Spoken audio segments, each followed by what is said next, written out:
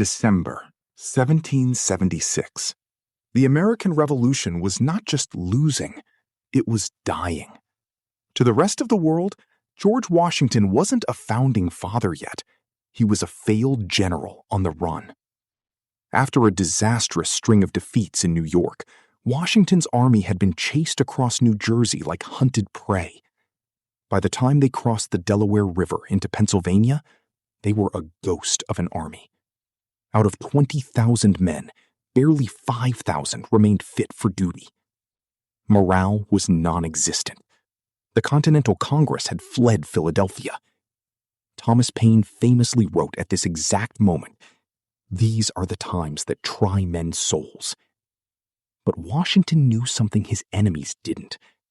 He knew that on January 1st, the enlistments for most of his men would expire.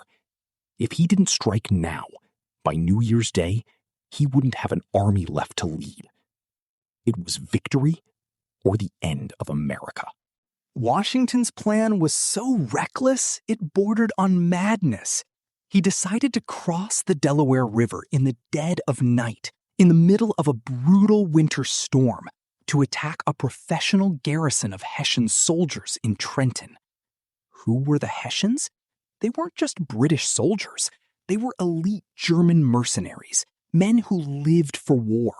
They were disciplined, well-fed, and feared. Washington's officers were hesitant. The river was choked with massive chunks of jagged ice. The weather forecast wasn't just snow. It was a nor'easter, a mix of sleet, hail, and freezing rain. But Washington's password for the mission said it all: victory or death. This wasn't a tactical maneuver. It was a suicide mission for the sake of liberty. Christmas night, 11 p.m. The crossing began. Imagine the scene. Pitch blackness, illuminated only by the occasional flash of lightning. The wind cut through the soldiers' thin linen coats like a razor. Many of these men were teenagers. Many were barefoot, wrapping their feet in literal rags. The ice was the biggest threat. Huge floes, some the size of wagons, crashed against the wooden Durham boats. One wrong move, one puncture, and the men would sink into the freezing depths within seconds. Washington stood in the lead boat. He wasn't sitting, he was watching the horizon, his silhouette a testament to pure defiance.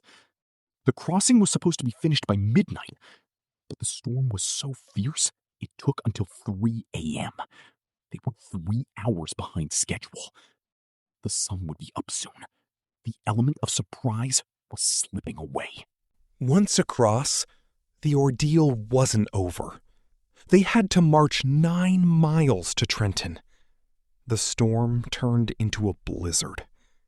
2 men froze to death on the march. The muskets became useless because the gunpowder was soaked. When an officer reported this to Washington, the general didn't hesitate. He said, "Use the bayonet. I am resolved to take Trenton." They marched in total silence. No talking, no coughing. Just the sound of thousands of bleeding feet crunching on the frozen crust of the snow.